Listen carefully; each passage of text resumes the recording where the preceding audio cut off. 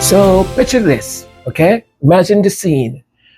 Meghan and Prince Harry are already in Australia, deep in the middle of a tour, packed with charity visits, community meet and greet, and the kind of packed schedule that would exhaust anyone, any one of us.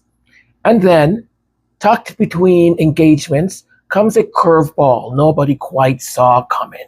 The Duchess of Sussex, Meghan, stepping not onto a stage or stadium, but into the MasterChef Australia kitchen. Yes, yes, yes. How does that even happen? Well, it turns out the timing wasn't an accident. With Meghan already in the country and her food and lifestyle brand striving, right, off the success of With Love Meghan, and as ever, producers saw an opportunity too good to pass up. A global icon known for her love of home cooking, dropping into one of Australia's most loved cooking competitions.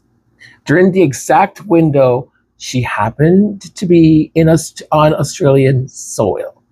So, no elaborate international shoot required, no lengthy scheduling battle, just a red carpet. Four unsuspected home cooks and a secret that had been kept tightly under wraps until the cameras started rolling. Action. The contestants themselves had no idea who was about to walk through those kitchen doors. Judge Pao Ling Jiao, I do forgive me if I'm pronouncing your name incorrectly, teased it like a countdown. A global icon, a philanthropist, a humanitarian, letting the tension build until the reveal actually silenced the room. Can you imagine standing in that kitchen, guessing wildly, right? Oh, it must be this person. No, maybe this person. And then watching the Duchess of Sussex, Meghan, walk in. Man, what a treat. Welcome. This is Majesty Sussex Report, and I'm Antonio. Thank you for spending some of your valuable time here with us. Here comes the intro. See you after that.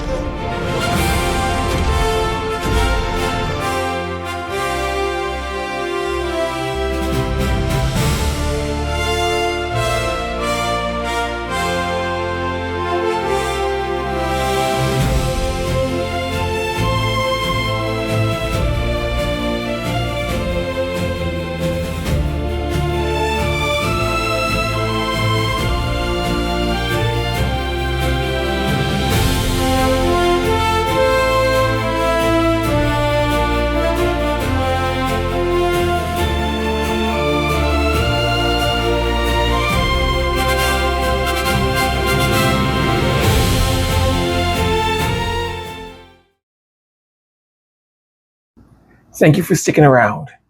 Well, for me, I don't know about you, but for me, one of the real stars of the episode, not to take anything away from our wonderful Meghan, Duchess of Sussex, was the celeriac. I don't even know if I'm pronouncing that correctly. I think I am. I'll admit, okay, I had no idea what celeriac was before watching this episode. So for those like me, let's educate ourselves. So I was like, where is the encyclopedia? Da, da, da, da. Anyways, so celeriac, sometimes called celery root, is a knobby, unglamorous looking vegetable that most people would walk straight past in a grocery store. It looks a bit like a rough, dirt-covered brain almost. And honestly, nothing about its appearance suggests that it would have this kind of sheer versatility hidden underneath that exterior. But peel it back, and that unassuming exterior, right? And you discover this sort of dense ivory white flesh with a flavor, according to what I've read, that sits somewhere between celery, parsley, and a subtle nuttiness. Now, What makes celeriac so fascinating is exactly what three of the four finalists proved on screen. It can go anywhere. So Petro um, turned it into a bold, inventive ice cream paired with brown butter caramel, pickled apple, and a hazelnut crumb, transforming a savory root into dessert. Vinny went the opposite direction entirely, caramelizing it into a rich puree and shaving it into delicate rolled flowers alongside the steak. Even the puree um, alone carried enough depth and nuttiness to almost outshine the protein on the plate. Isn't that wild? One root vegetable could inspire both a daring dessert and a refined savory dish in the same competition on the same day. That's the magic, I guess, of the vegetable, right? Humble, often overlooked, and yet capable of stealing the spotlight when the right cook decides to take a risk on it. So next time you spot it in the grocery store or the supermarket, that sort of muddy looking root, um, perhaps give it a second chance or give it a chance. Not sure. The Duchess of Sussex. Oh my God. No. Meghan Markle!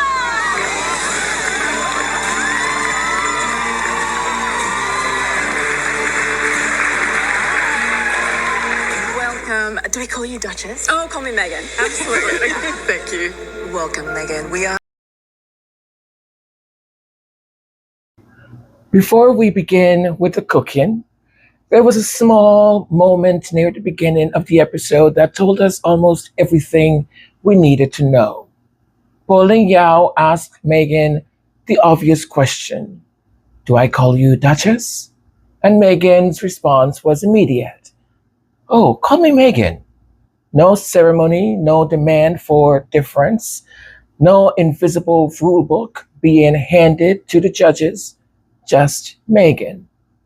It lasted only a few seconds, but it quietly dismantled years of manufactured reporting about a woman supposedly obsessed with titles, status, and hierarchy. Because when Meghan was given the opportunity to insist upon formality, she chose familiarity. And perhaps that is why this episode worked so well. She did not enter the MasterChef kitchen trying to dominate it. She entered as someone genuinely delighted to be there. She laughed with the judges, she asked questions, she listened to the contestants, she wandered through the pantry like someone who had just been allowed into a culinary equivalent of a treasure room. At one point, she looked around at all the ingredients and said that she would love to cook there next time. And I believe her. But what does the Daily Fail report? What do they mingle and scramble and interpret and somehow come up with this interesting concoction of misinformation? Is that to them, she demanded that she would be called Meghan. And their reasoning was Meghan's request that the cast use her first name rather than her title comes after reports she was unhappy about claims her Australian tour with Harry and April was cashing in on their royal links. She was reportedly frustrated when she was described as royalty in a promo for the show. Is Meghan right to ask people not to use her royal title, they say?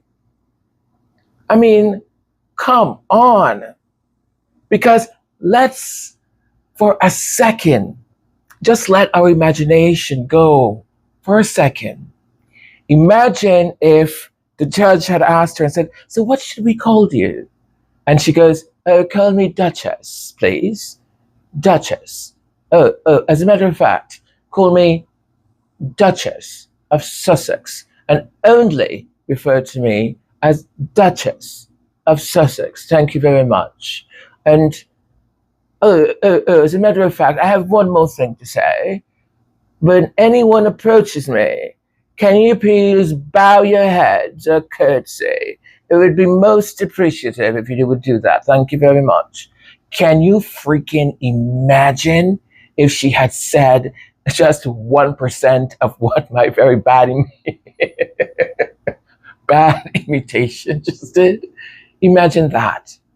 And from that stupid, misinformed article written by whomever, it's just spanned all these other articles, whether it's on Facebook, on TikTok, on YouTube, just more misinformation. And of course, the picture that they paint is one of grievance, of one of demands being met because she's manipulative, because she wants to be a certain way. And have you noticed? I'll continue, but keep this in mind because they're trying to build a case. Remember, propaganda here, all right? They're trying to build a case. Who are they putting her against? Pay attention, because there's the one judge that all of the articles, right, are being written one way or another around that judge because they're building a case to sell to you. Because enthusiasm is difficult to manufacture for more than an hour or so. Eventually, the mask will slip. Eventually, the energy falls away. But Meghan remained curious from beginning to end. Let me ask you this question. When was the last time you saw someone allegedly so difficult make an entire room feel more relaxed? Because that was one of the most revealing comments from the contestants. Casper explained that Meghan's confidence in front of the camera actually made the cooks feel calmer. Petro described her as genuine, kind, and intelligent about food. These were not anonymous palace sources. These were people standing beside her, people speaking under their own names, people whose food she tasted. Those stories she heard, and those nerves she helped settled. And forgive me if I say something quite radical right now, because I will take the word of the people who were actually in the MasterChef kitchen over an anonymous source allegedly hiding somewhere behind a curtain at a British tabloid newspaper or behind a curtain somewhere. Like, come on. Come on.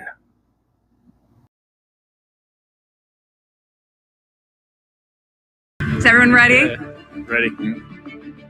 You sure? Here we go.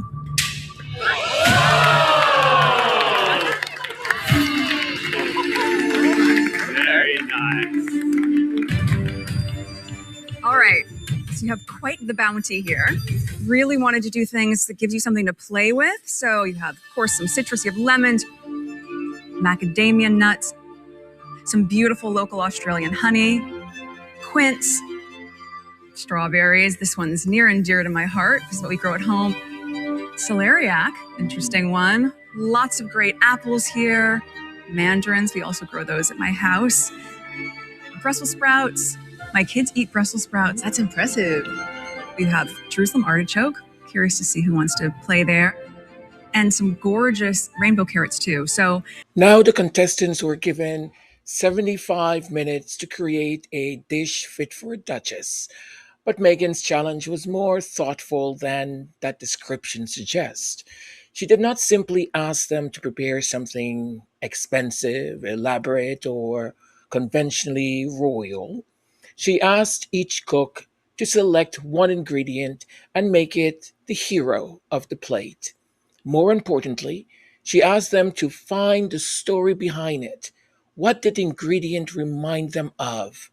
Was there a family memory connected to it? Could they create something sentimental, something that the judges could almost feel as they taste it? And that is a very Meghan way of looking at food, isn't it? Not as decoration, not as performance, but as memory, as connection. I mean, we saw all of that in With Love, Meghan, as a language through which families tell one another, I know you, I remember you, I have made this because you matter to me. Meghan described food as cooking as a love language. She spoke about preparing meals for her friends, her family, and her children. She explained that as many meals as possible are shared together at home because food creates connection. Even dessert in the Sussex household comes with a little life lesson. When Archie or Lilibeth, well, that's Prince Archie and Princess Lilibeth, ask, Mama, can I have dessert? The answer is, if you can pick it, you can have it. No, you cannot pick chocolate from a tree, as one of the judges said, although I am certain several members of our royal court would be willing to conduct further research, right? I'm sure you would. But you can pick strawberries, mandarins, or another piece of fruit growing in the garden. It was a small glimpse into their home life. Children helping in the garden, sharing meals, eating Brussels sprouts, and participating in the preparation of food. Nothing grand, nothing performative, just a family creating rituals together. Welcome back to Today Extra. Meghan Markle's latest Instagram post is this morning igniting debate. Critics accusing the Duchess of deliberately stealing King Charles's spotlight following his appearance at the Commonwealth Games opening ceremony. Really? Really? That was last week. Anyway, Shelley and Shell are back to discuss this. Shelley, you're shaking your head already. Yeah. Do you think that Meghan Markle chose a pre-recorded version of MasterChef just to get on the king for last week? No, I think everyone is just trying to pile on Meghan. It's an international sport, and I think that everyone else is interpreting it as she's being calculating, and even, having Harry call in during MasterChef. Of course, I would want to do that if I had a famous husband. Sorry, Darren's not famous enough. But, if you think about your celebrity couples, Victoria and David Beckham or Zendaya and Tom Holland, of course you would want the partner to phone in. So to me, this is just making sense, and I think everyone's just hating on Meghan.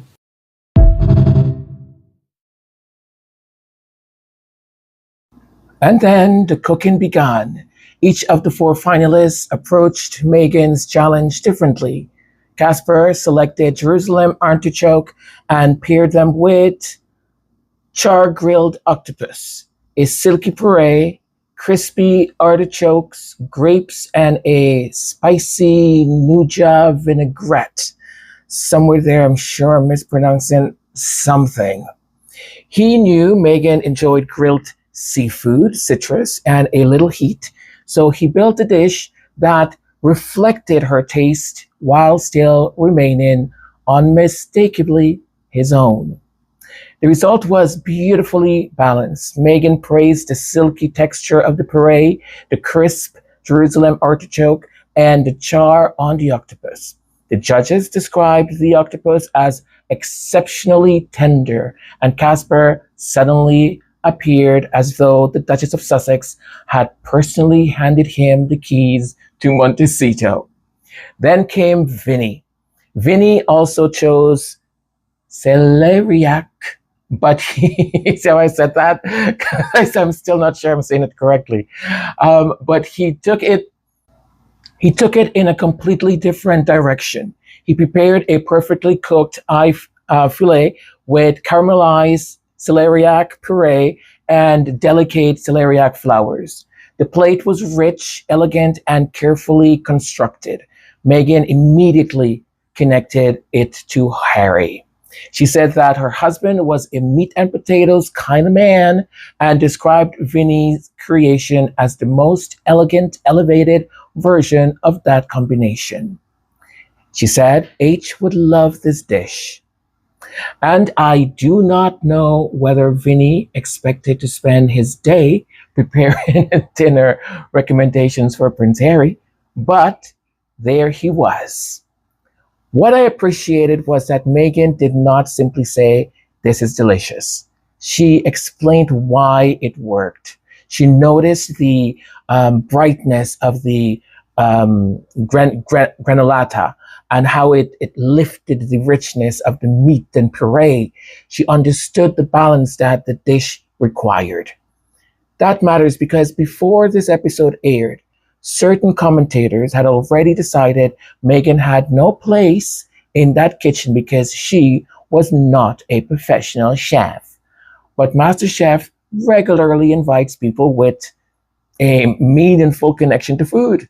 Meghan was there as a passionate home cook, a host, and someone whose work explores cooking, hospitality, and gathering people around the table. And when the moment came, she spoke about the food with intelligence, specificity, and genuine understanding. Did the critics acknowledge that after watching? Well, I wouldn't hold my breath, okay? Some might have, but others, I suspect, were too busy searching for another anonymous source to drop information. Now let's talk about Aaron's. Aaron's dish carried perhaps the strongest emotional connection. He chose carrots and recreated his grandmother's Mary version of bang kwan char, a Malaysian vegetable dish filled with memories of Lunar New Year. He remembered his grandmother's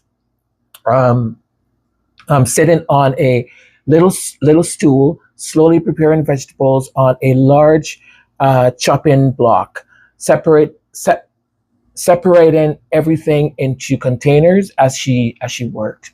You could almost see the kitchen she was that she would be working in, right? As he was describing it.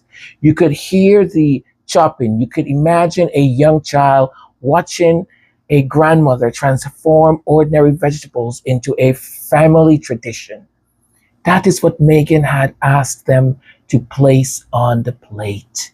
Not simply technical skills, but inheritance. Not merely flavor, but memory. The judges loved Aaron's sambal. Meghan said she would bottle it and take it home if she could. She also told him that his grandmother would be very proud of him.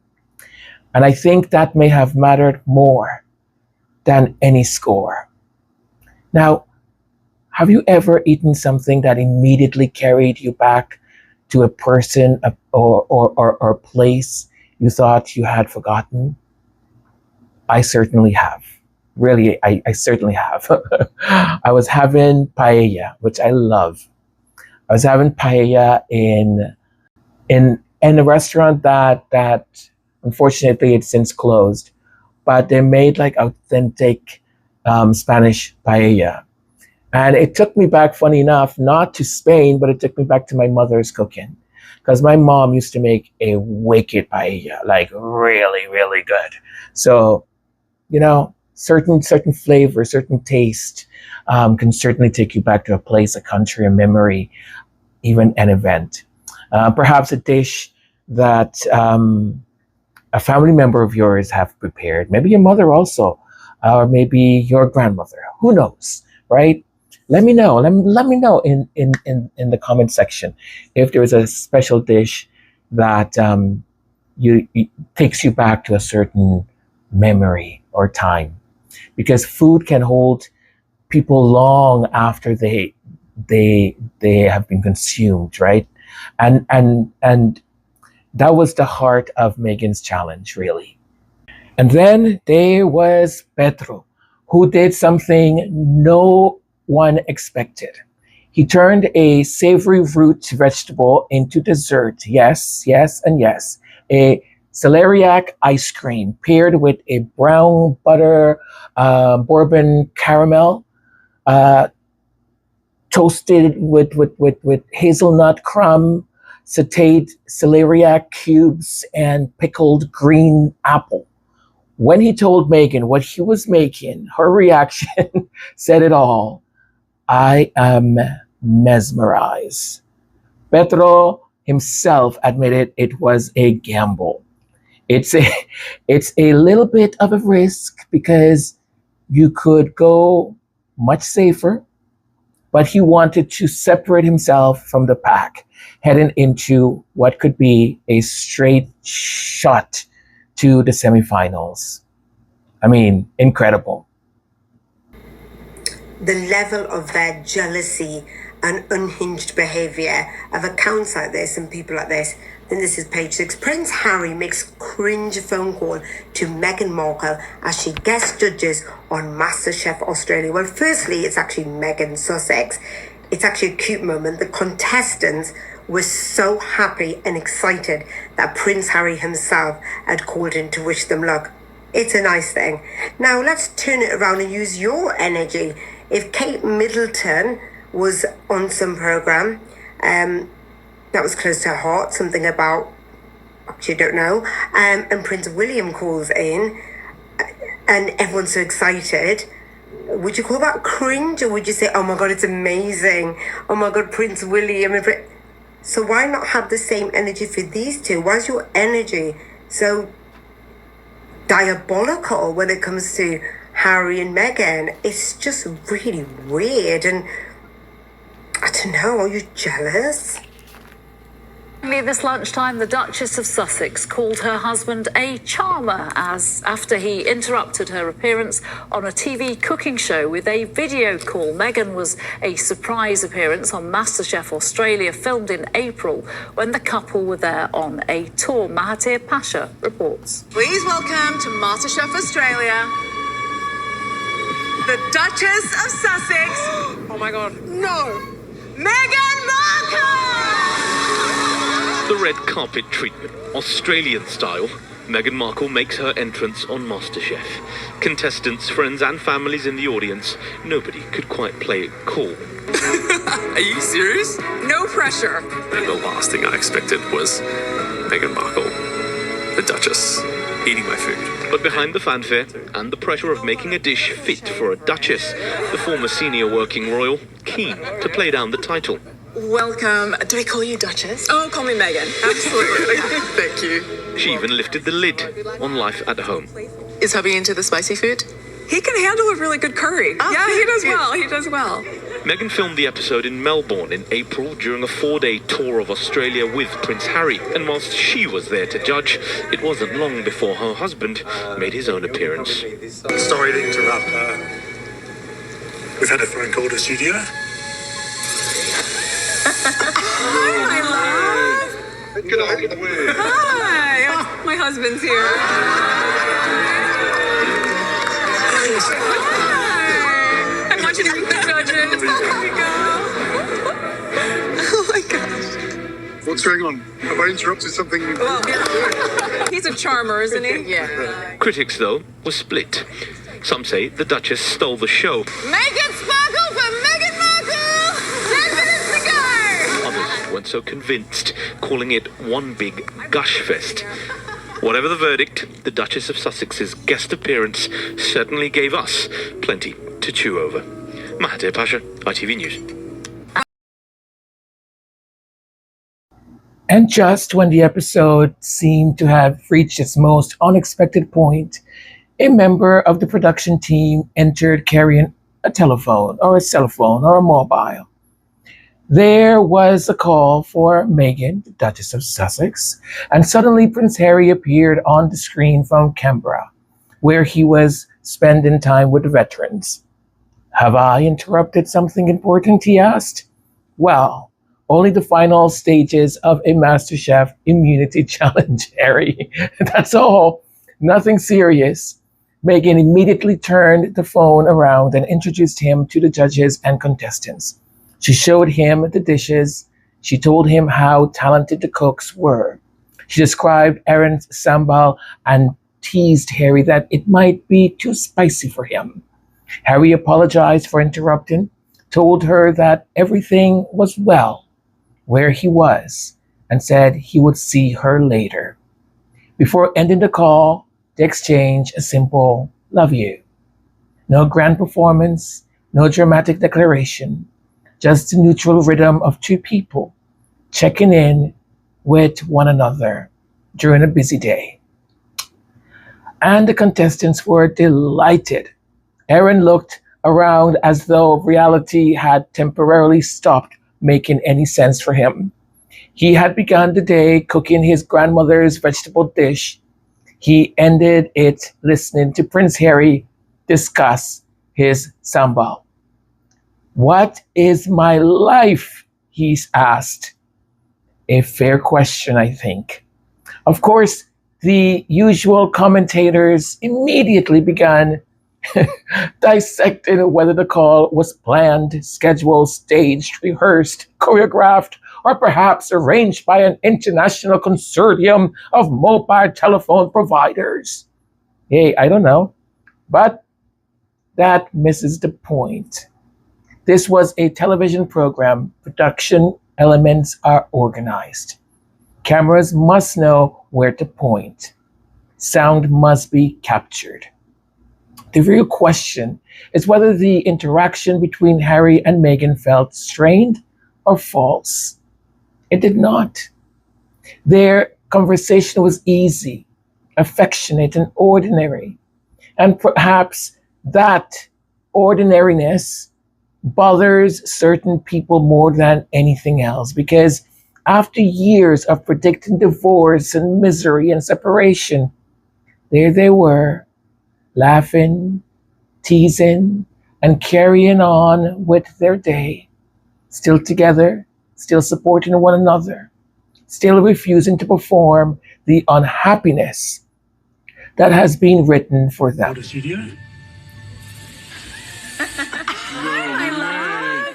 Hi, my husband's here. Hi.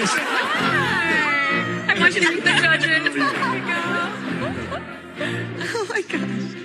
What's going on? Have I interrupted something important? Well, we are actually in the middle of tasting all of the dishes. We have 4 incredible cooks here. Yeah, Aaron's here, Vinny's back there, Casper, and Petro. Say hi, guys. It's amazing. They're so talented. We wish you were here. He's in Canberra right now. Yeah, we do. With the veterans. The chandeliers in the background, that's very nice. Yeah, we fancy the joints up they go all out here. Your beautiful wife. That you guys have. Wonderful. I wish you could try this. These dishes are fantastic. I see. Yes. Yeah. Can you see it okay? It's really delicious, and there's a hot sauce that, well, you know me, it's a sambal, and it is so good. I don't know, I think it might be too much for you. It's spicy. Good. I'll go and enjoy it. Very sorry to disturb you. All is well here. And I'll see you later. Okay, I'll see you later. Say bye to everybody. And there's the crew. Love you. Talk to you later. Bye. That's crazy.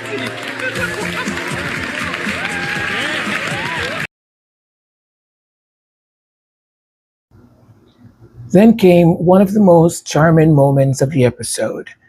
On MasterChef, time warnings are normally delivered by shouting across the kitchen, 30 minutes remaining! The loud, and the louder the better. But Meghan asked whether she could do it differently. "I don't like to yell," she said. "Can I tell them personally?" And so she walked to each station. "Vinny, you have 30 minutes. Casper, this is your 30 minutes warning. Aaron, you have 30 minutes left. Petra, you, just letting you know personally." It became less of a time warning and more like a series of private royal appointments. Casper called it an ASMR time call and said Meghan almost looked through your soul when speaking to you. The cooks were blushing. The judges were laughing. The entire atmosphere softened. And there was something quietly revealing about it all. Meghan did not need to become loud to command attention. She changed the energy of the room without demanding that the room changed for her. That, my friends, that is presence.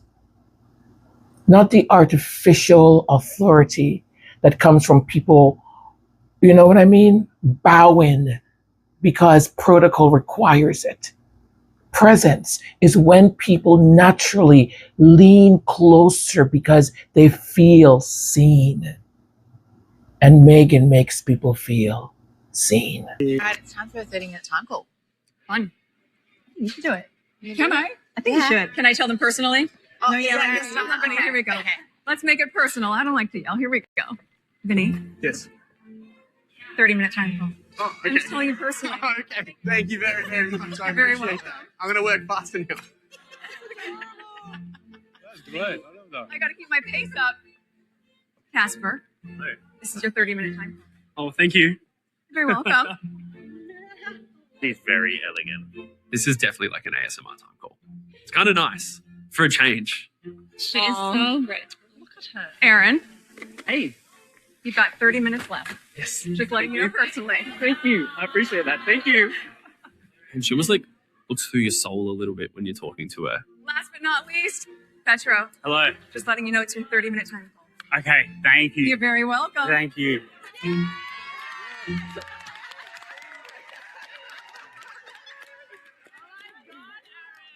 They started blushing a little bit. I know. That was a very intimate time call. It was very. But You made. Finally, Petro approached the judges with the most dangerous idea of the day. Celeriac ice cream. Yes, celeriac ice cream. So imagine having like, I don't know, celery ice cream perhaps. Even Petro himself seemed unsure whether he had created something brilliant or committed a crime against vegetables. He paired the ice cream with sautéed celeriac, pickled apple, hazelnut crumb, and a brown butter bourbon caramel. That sounds delicious. Earlier in the challenge, the judges had warned him that every element would need to be tasted together, right? Because the balance could easily collapse, one thing being more than the other. For a moment, Petro appeared to regret every decision that had brought him to this point. But then Meghan tasted it. She paused. She gave one of those like, I'm not sure.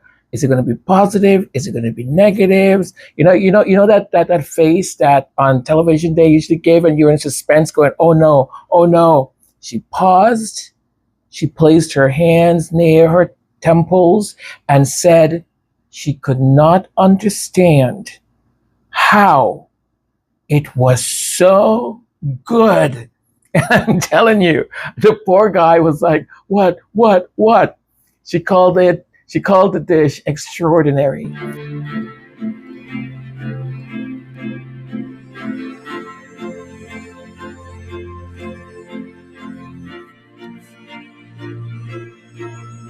Okay.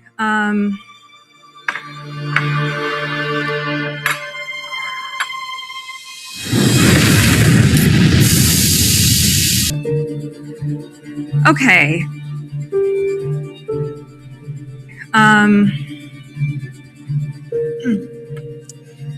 I am rubbing my temples because I can't understand how this is so good.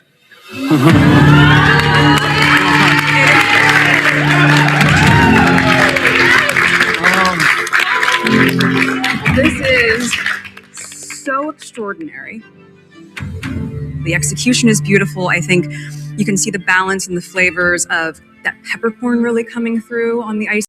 She praised the peppercorn, the texture of the ice cream, the earthiness and nuttiness of the celeriac, and the courage required to create something he had never attempted before.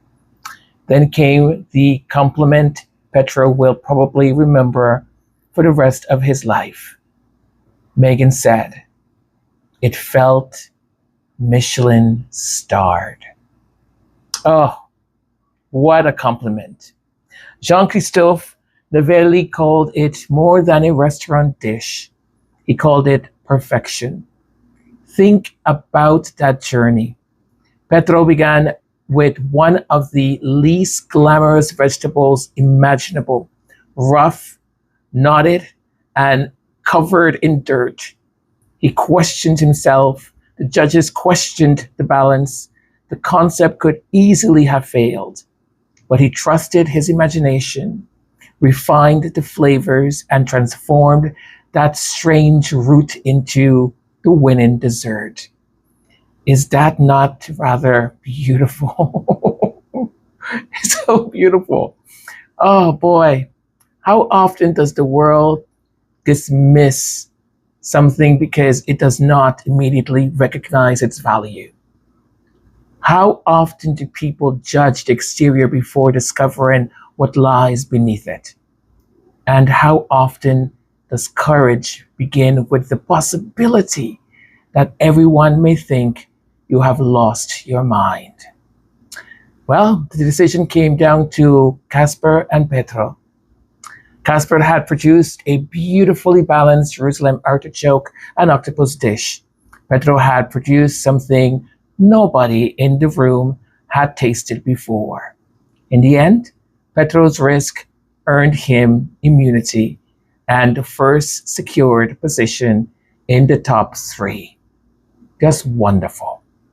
The humble celeriac had won the day. Story that the last time he came to Australia, he asked to borrow a kitchen to make banana bread. Yes, he's with his family in Dabo. So I kind of made my own version of it for you. Okay? It's wonderful. Thank you. So I've done a little coconut and banana and date number. Oh my gosh, thank you. You're welcome. That is so sweet of you. This is so thoughtful. No, my pleasure. Oh my God, what are they eating there? Look, is that cake? Just some quick thoughts on some of the reactions I've been seeing now that the episode of MasterChef Australia with Princess Meghan has aired. And these are very similar reactions to what we got last year when With Love Meghan aired. There's a certain demographic of people who are dismayed and niggled every single time that Meghan does anything public. And it's because they don't know who she is as a person really, after they've watched her doing this one single public thing.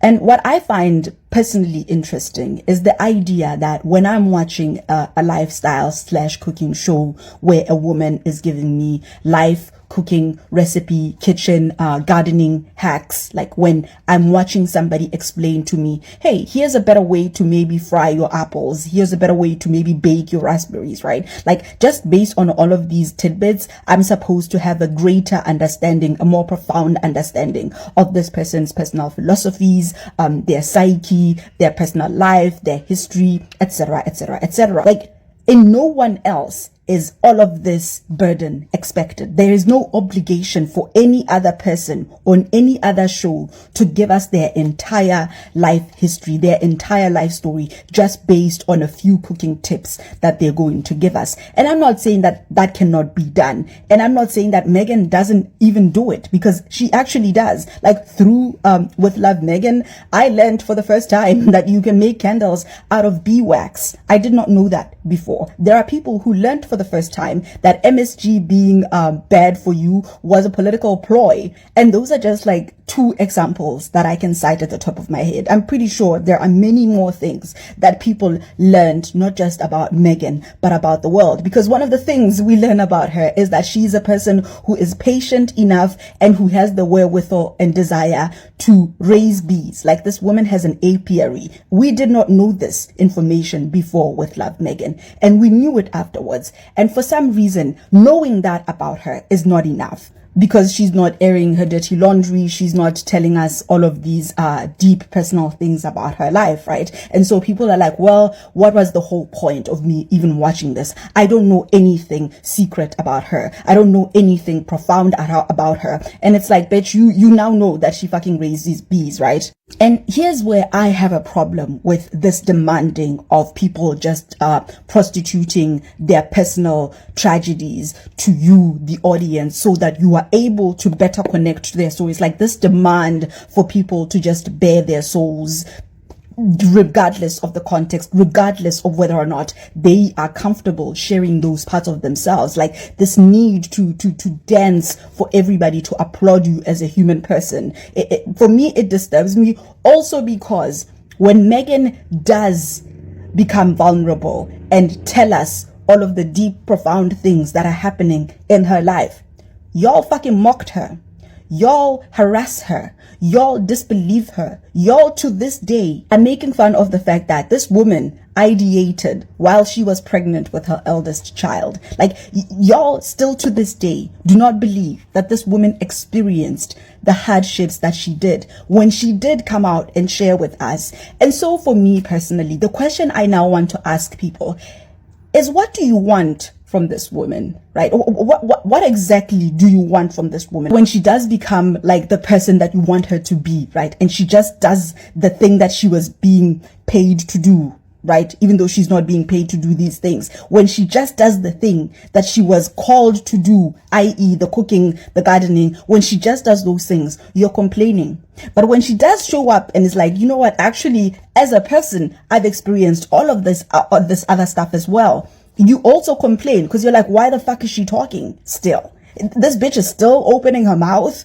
Like, oh my gosh, she's the worst. It's always me. It's always all about me. She always has something to say. She's always talking about something. Like, I just want to understand, what is it you want from this woman? It's a show about cooking. And she's not even the contestant. She's not even a regular judge on the show. She's a guest judge, surprise guest judge. Other people are competing. Other people's stories are being told. Like, what do you expect her to do, to perform for you? What do you expect her to give you such that you now know and understand just who she is as a person, really? Like, that is, if anybody can answer me that.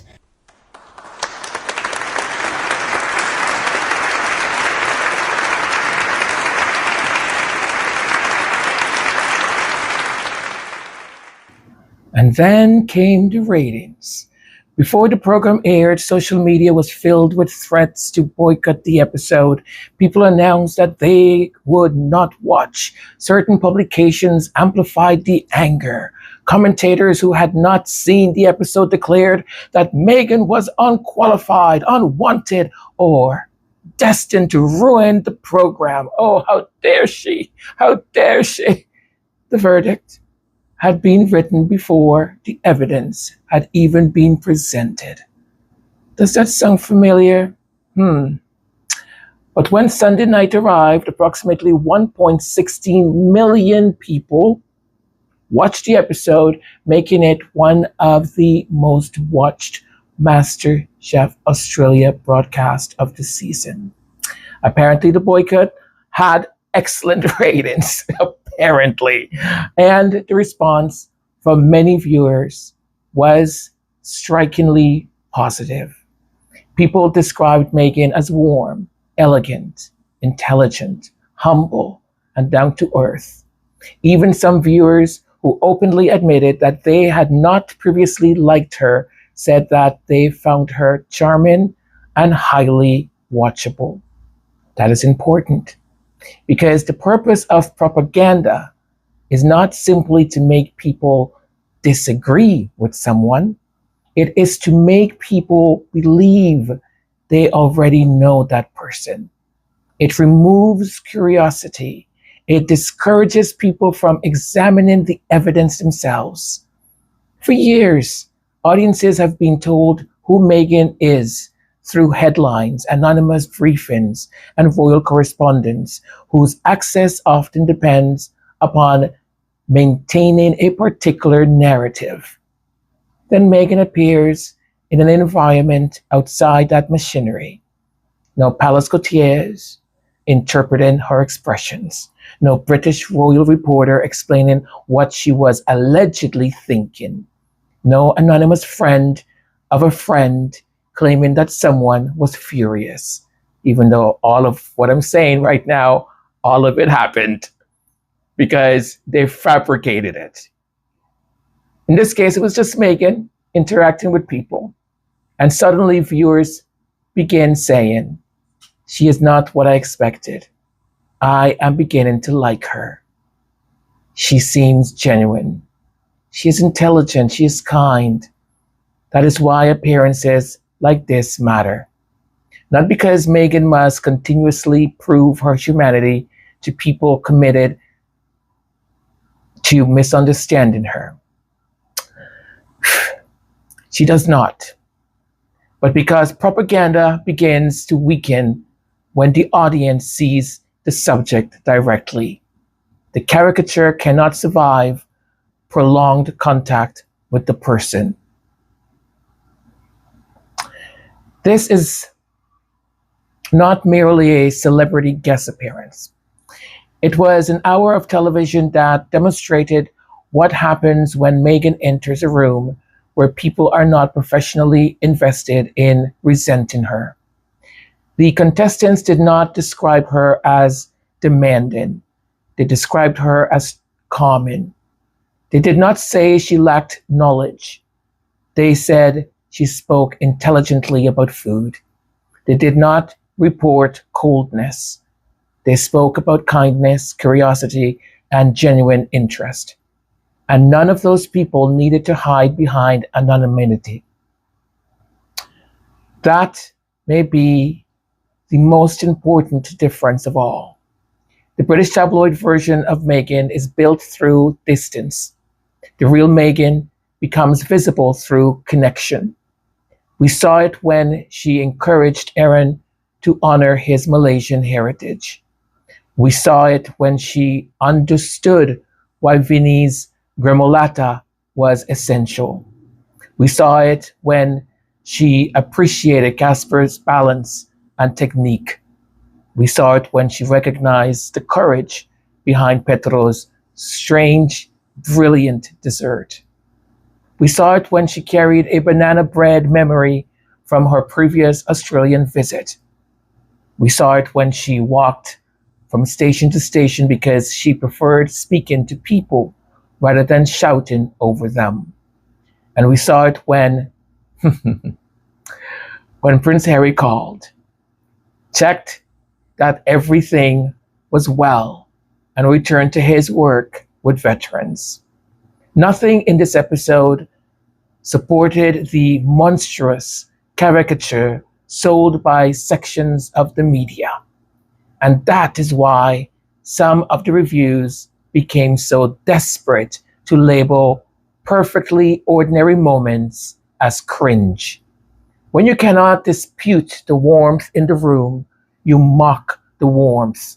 When you cannot find cruelty, you call kindness performative.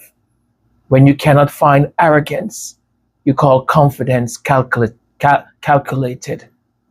When you cannot find failure, you change the definition of success.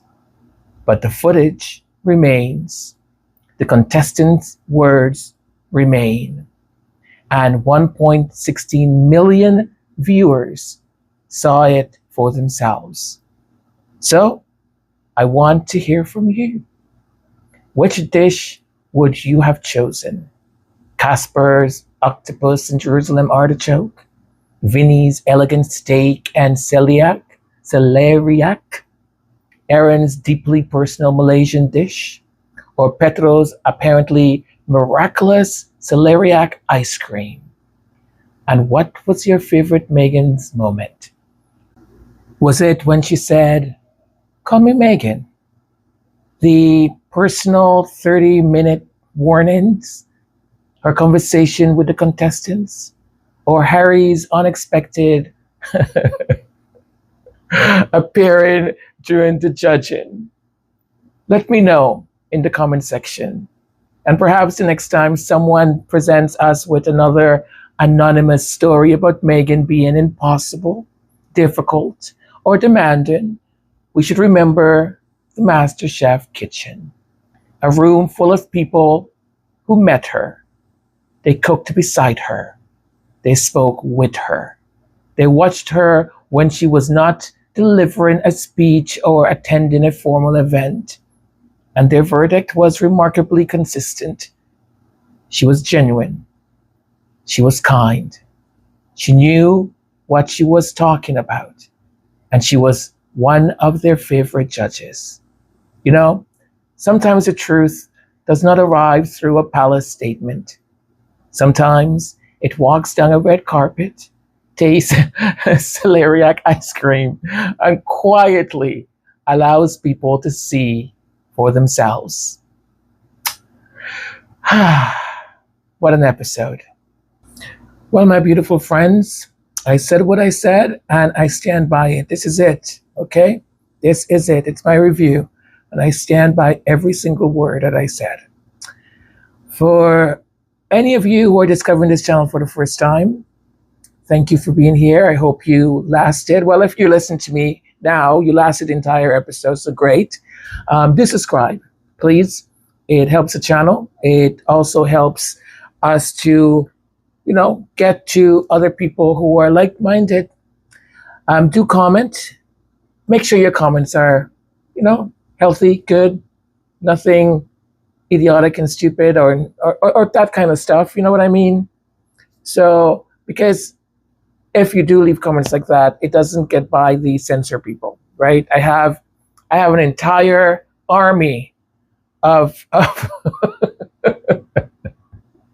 little robots that if you say the wrong thing or the wrong word, they just go, nope, not going to be published.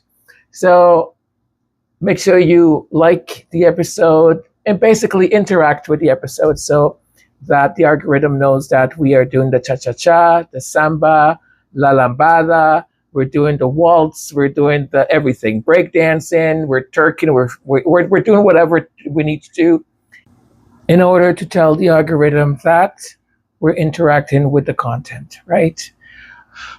These things become so complicated sometimes, right? We have channels that just vomit out nonsense and just falsehoods, and they're little gimmicks and stuff. And for some reason, well, I know why, because it's all human behavior. People flock to them and they get these high views and all this stuff, and the algorithm keep pushing them more and more. So we will continue to do what we need to do in order to be noticed. And I don't want to leave without saying, but we're going to celebrate in the next episode, all right? In the next episode, because I am tired. I'm tired, and I am crossing my fingers right now that I don't get copyright stuff because of the videos. Anyways, we will see what happens. But folks, we are over 5,000 subscribers. Can you believe it? Can you believe it? We are over 5,000 subscribers. Yes, yes, yes, and yes. I am telling you, we are the little channel that could, that would, that will be. Choo-choo, choo-choo. Here comes the choo-choo train. We can do this. Listen, I was hoping and wishing that before the end of summer that we would, achieve 5,000, get to that benchmark. And folks, we did it. We did it.